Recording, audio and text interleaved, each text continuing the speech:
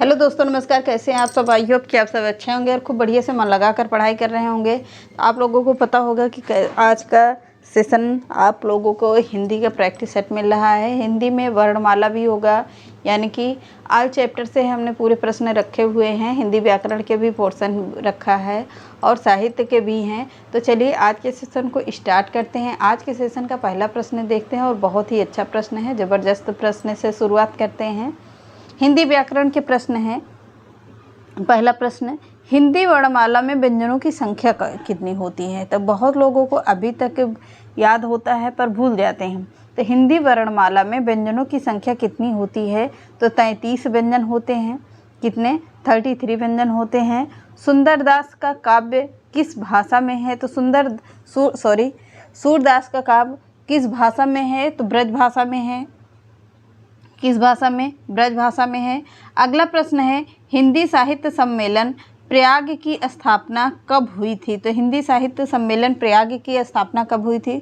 1910 ईस्वी में हुई थी। मैंने ये प्रश्न अभी 2-3 दिन पहले भी पढ़ाया था। एक इसमें फिर आ गया है, इम्पॉर्टेंट है इसलिए ले लिया था। अगला है, संविधान की 8वीं अनुसूची में उल्लेखित भारतीय भाषाओं की संख्या कितनी है? तो संविधान की 8वीं अनुसूची में उल्लेखित भारतीय भाषाओं की संख्या कितनी है? 22 भाषाएं हैं। कितनी मानी जाती हैं? तो 22 भाषाएं हैं। अगला है, हिंदी की विशिष्ट बोली ब्रज भाषा किस रूप में सबसे अधिक प्रसिद्ध है? तो हिंदी की विशिष्ट बोली ब्रज भाषा किस रूप में सबसे अधिक प्रसिद्ध है? तो किस रूप में है? काव्य भाषा में है। किस रूप में है? तो काव्य भाषा में है। अगला है प्रश्न, देवनागरी लिपि किस लिपि का विकसित रूप है? प्रश्न बहुत ही ज़बरदस्त है ये। देवनागरी लिपि किस लिपि का विकसित रूप है पूछ रहा है। तो किस लिपि का माना जाता है? ब्राह्मी लिपि का माना जाता है। किस लिपि का माना जाएगा? ब्राह्मी लिपि का माना जाता है।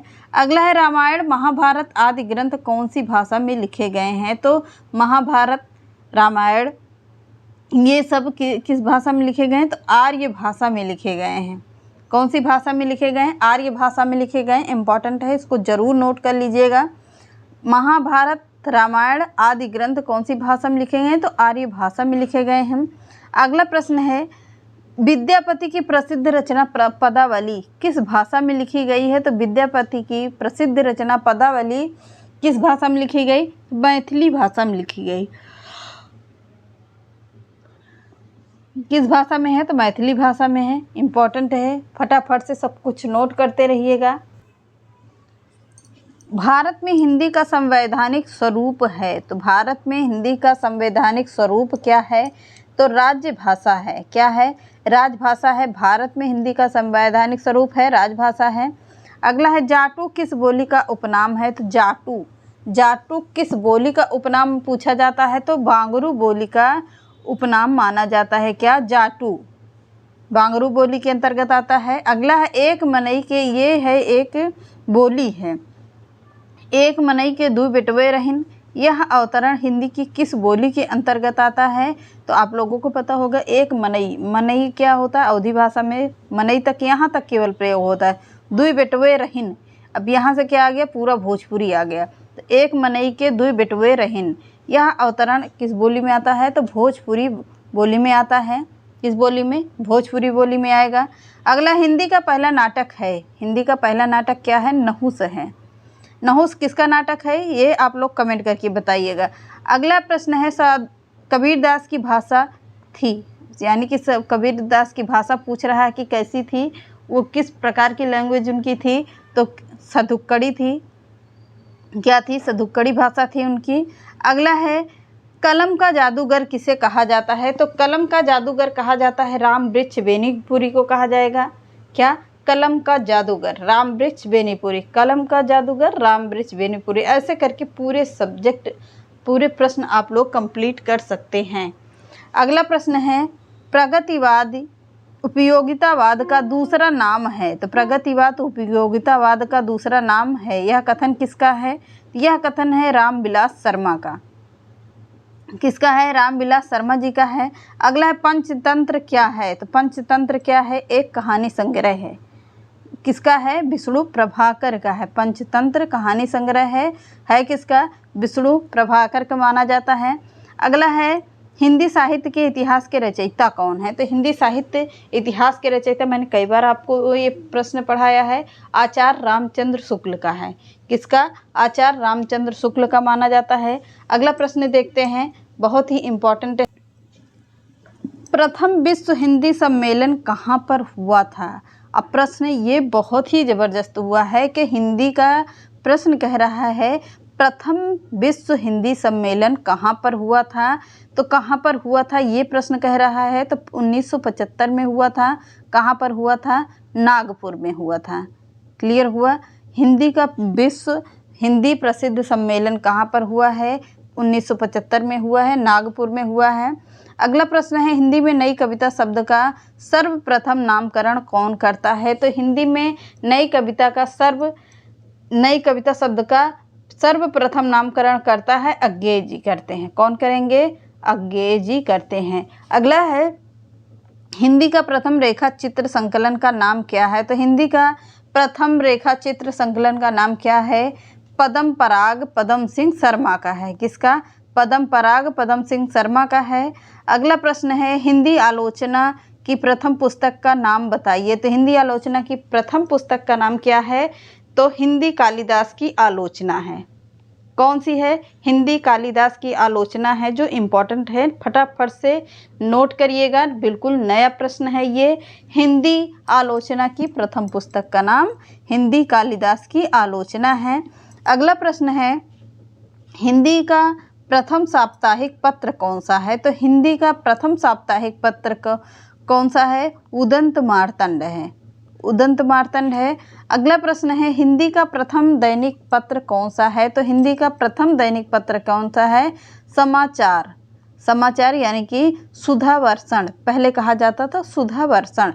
अगला प्रश्न है, हिंदी की प्रथम पत्रिका कौन सी है? तो हिंदी की प्रथम पत्रिका अगर पूछता है तो संवाद कौमुदी है। कौन सी पत्रिका मानी जाती है? संवाद कौमुदी मानी जाती है। अगला प्रश्न देखते हैं। अगला प्रश्न है, मुंशी प्रेमचंद्र का प्रथम उपन्यास का नाम बताइए। तो मुंशी प्रेमचंद्र के प्रथम उपन्यास का नाम क्या है? प्रेमा। क्या है? प्रेमा है। कब का है? तो 1960 ईस्वी की रचना है ये, जो मुंशी प्रेमचंद्र ने पहला उपन्यास लिखा था। अगला है, मुंशी प्रेमचंद्र की प्रथम कहानी का नाम बताइए। तो मुंशी प्रेमचंद्र की प्रथम कहानी है पंच परमेश्वर है। कब का है? तो 1916 ईस्वी का है। क्या? कहानी संग्रह 1916 ईस्वी का है। प्रेमा उपन्यास है 1960 ईस्वी का है। यानी कि पंच परमेश्वर कहानी इन्होंने प्रेमा से पहले लिखा है। अगला है, जयशंकर प्रसाद की प्रथम कहानी का नाम बताइए। तो प्रथम कहानी कौन सा है? जयशंकर प्रसाद की ग्राम है। ग्राम है जयशंकर प्रसाद की प्रथम कहानी है। कब की रचना है? तो 1911 ईस्वी की रचना है ये ग्राम। अगला है, जयशंकर प्रसाद का प्रथम ऐतिहासिक नाटक का नाम बताइए। तो जयशंकर प्रसाद का प्रथम ऐतिहासिक नाटक का नाम क्या है? राजर्षि है। राजर्षि है 1915 ईस्वी की रचना है। कब की? 1915 ईस्वी की रचना है। अगला है, महादेवी वर्मा का प्रथम काव्य संग्रह कौन सा है? तो महादेवी वर्मा का प्रथम काव्य संग्रह है निहार है। क्या है? निहार है। 1930 ईस्वी की रचना है। अगला प्रश्न है, हिंदी खड़ी बोली का प्रथम गद्य ग्रंथ कौन सा है? तो हिंदी खड़ी बोली का प्रथम गद्य ग्रंथ कौन सा है? भाषा है। कौन सा है? भाषा है। भाषा में पहले क्या था? योग वशिष्ठ के नाम से विख्यात था, अब है भाषा के रूप में माना जाता है। अगला प्रश्न देखते हैं, शुद्ध एवं परिमार्जित खड़ी बोली के प्रथम लेखक का नाम क्या है? तो शुद्ध एवं खड़ी बोली के प्रथम लेखक का नाम क्या है? राम प्रसाद निरंजनी है।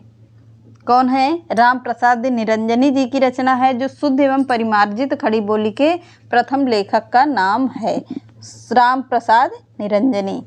अगला है, हिंदी खड़ी बोली के प्रथम प्रतिष्ठित कवि कौन है? तो हिंदी खड़ी बोली के प्रथम प्रतिष्ठित कवि कौन होंगे? अमीर खुसरो जी हैं। कौन है? अमीर खुसरो हैं।